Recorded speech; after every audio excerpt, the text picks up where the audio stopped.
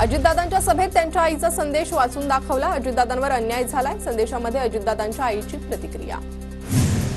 अजित पवारांनी पक्ष चिन्ह काढून घेतलं। घड्याळाचा निकाल अजूनही कोर्टात। निधीसाठी सोडून गेले नाहीत तर ईडीच्या भीतीने गेले। बारामतीच्या सांगता सभेतून सुप्रिया सुळेंचा अजितदादांवर निशाणा।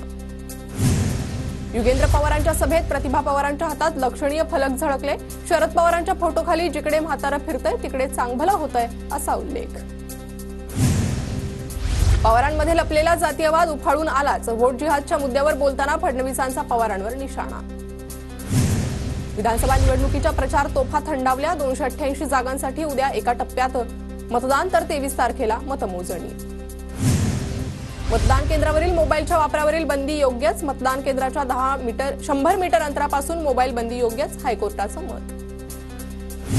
मुंबई निवडणुकीदरम्यान कायदा सुव्यवस्थेसाठी 25,696 पोलीस अधिकारी आणि कर्मचारी दक्ष राहतील, पालिका आयुक्त भूषण गगराणींची माहिती। मुंबईत लोकसभेच्या तुलनेत विधानसभा निवडणुकीला तब्बल 2,91,087 मतदार वाढले। मुंबईत यंदा 1,02,00,000हून अधिक मतदार मतदानाचा हक्क बजावणार। विधानसभा निवडणुकीच्या पार्श्वभूमीवर महामेट्रोनं फेऱ्यांची वेळ वाढवली। मतदानाच्या दिवशी पहिली मेट्रो पहाटे 4 वाजता, शेवटची मेट्रो रात्री 1 वाजता धावणार। मतदारांच्या सोयीसाठी मेट्रोचा निर्णय। मतदानाच्या दिवशी पहाटे 4 वाजेपासून बेस्ट सेवा, 20 नोव्हेंबरला पहाटे 4 वाजल्यापासून ते मध्यरात्री 1 वाजेपर्यंत बस सेवा उपलब्ध असणार। जालना जिल्ह्यात 1,755 मतदान केंद्रावर मतदान प्रक्रिया पार पडणार। मतदानासाठी जिल्हा प्रशासनासह पोलीस प्रशासन सज्ज। पुणे शहरात मतदानाच्या दिवशी कडक पोलीस बंदोबस्त तैनात करण्यात येणार। 600 पोलीस अधिकाऱ्यांसह 6,800 पोलीस कर्मचारी आणि गृहरक्षक दलाचे 1,500 जवान बंदोबस्तात तैनात राहणार। पुण्याच्या भोर आगारातील बस सेवा 19 नोव्हेंबर ते 21 नोव्हेंबर दरम्यान बंद राहणार। निवडणुकीच्या कामासाठी एसटी बस वापरण्यात येणार असल्यानं बंद, आगार व्यवस्थापकांची माहिती। नंदुरबारमध्ये निवडणुकीच्या कामासाठी 126 बसेसची सोय। 3 दिवस 126 गाड्या उपलब्ध राहणार नसल्यामुळे प्रवाशांची गैरसोय होणार। नंदुरबार जिल्ह्यातील 4ही विधानसभा मतदारसंघांमध्ये पोलीस बंदोबस्तात वाढ। जिल्हा पोलीस दलासह सीआरपीएफचे जवान तैनात। धुळे जिल्ह्यातील 1,092 ज्येष्ठ मतदारांनी मतदानाचा हक्क बजावला। ज्येष्ठ नागरिकांकडून घरून केलं मतदान। मुंबईतून रोकड जप्त करण्याचे सत्र सुरूच। ऑगस्ट क्रांती एक्सप्रेसमधून आसामा अन्सारी नावाच्या व्यक्तीकडून 42 लाखांची रोकड जप्त। निवडणूक आयोग आणि आयकर विभागाकडून चौकशी सुरू। जिल्ह्यात आचारसंहितेच्या काळात 9 कोटींच्या रोकडसह 19,50,00,000ची मालमत्ता जप्त। निवडणूक अधिकारी नितीन गावंडेंची माहिती। विधानसभा निवडणुकीसाठी पालघर जिल्हा प्रशासन सज्ज। 12,500 निवडणूक अधिकाऱ्यांसह 4,000 पोलीस, 2,000 होमगार्ड आणि सीआरपीएफच्या 8 तुकड्या तैनात। पालघर जिल्ह्यात मतदानाची टक्केवारी वाढावी यासाठी जनजागृती। विद्यार्थ्यांकडून मानवी साखळी करत आय विल वोट याचा संदेश।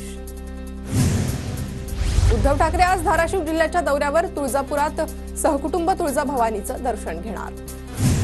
मनसे नेते अमित ठाकरे आज पुणे दौऱ्यावर। सकाळी 11:30 वाजता दगडूशेठ गणपतीची आरती करणार। अक्षय शिंदेच्या कथित एन्काउंटरमधील सीआयडीच्या तपासात अनेक त्रुटी। मुंबई हायकोर्टाचे सीआयडीच्या तपासावर ताशेरे। 2 आठवड्यात तपास पूर्ण करून अहवाल जमा करण्याचे निर्देश।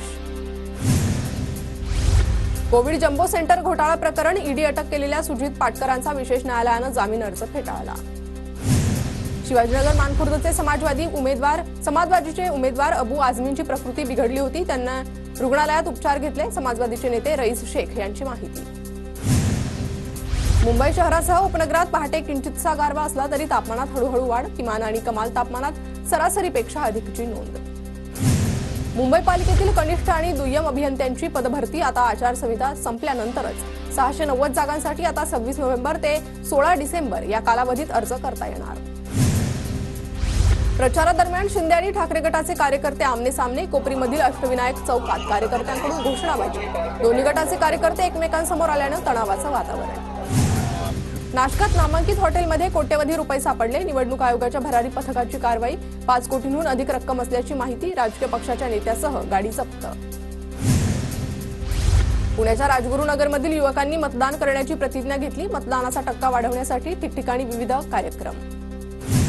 महाराष्ट्रात खानदेश विदर्भ सीमेवर कडेकोट बंदोबस्त। नाकाबंदी करत प्रशासनाकडून प्रत्येक वाहनाची कसून चौकशी। निवडणुकीच्या पार्श्वभूमीवर पोलीस प्रशासन सतर्क। यवतमाळ शहरात विधानसभा निवडणुकीची टक्केवारी वाढावी यासाठी पोलीस विभागाकडून जनजागृती रॅली। शहरातून रूट मार्च काढत मतदानाचं आवाहन. गोंदियात एका घरातून 15 गावठी हातगोळे जप्त, एकाला अटक. वन्य प्राण्यांची शिकार करण्याच्या उद्देशानं हातगोळे बाळगल्याची माहिती. सालेकसा तालुक्याच्या कवडी गावातील प्रकार. जळगावात अपक्ष उमेदवार अहमद हुसेन शेख यांच्या घरावर गोळीबार, 2 अज्ञात हल्लेखोरांनी घरावर 3 राऊंड फायर केल्याची माहिती. सिंधुदुर्गातील आंबोली घाटात दुचाकीचा अपघात, तरुण खोल दरीत पडला, युवकाला दरीतून सुखरूप बाहेर काढण्यात यश, तरुण गंभीर जखमी असल्याची माहिती. जालना जिल्ह्यात समाधानकारक पाऊस झाल्यानं रब्बी हंगामातील 39% पेरण्या पूर्ण, ज्वारी, गहू, मका, हरभरा पिकांची सरासरीपेक्षा अधिक लागवड. टोमॅटोची आवक वाढल्यानं दरात घसरण, टोमॅटोच्या किमती 22.4% घसरल्या, केंद्रीय ग्राहक व्यवहार मंत्रालयाची माहिती. कांदा 100च्या उंबरठ्यावर, कांद्याला 80 ते 100 रुपयांचा दर, दरवाढीमुळे कांद्याच्या खरेदी विक्रीवरही परिणाम. 15% ओलावा असलेल्या सोयाबीनची हमीभावाने खरेदी, केंद्रीय कृषी मंत्रालयाचा आदेश जारी, कापूस सोयाबीन खरेदी केंद्रांची संख्या वाढणार.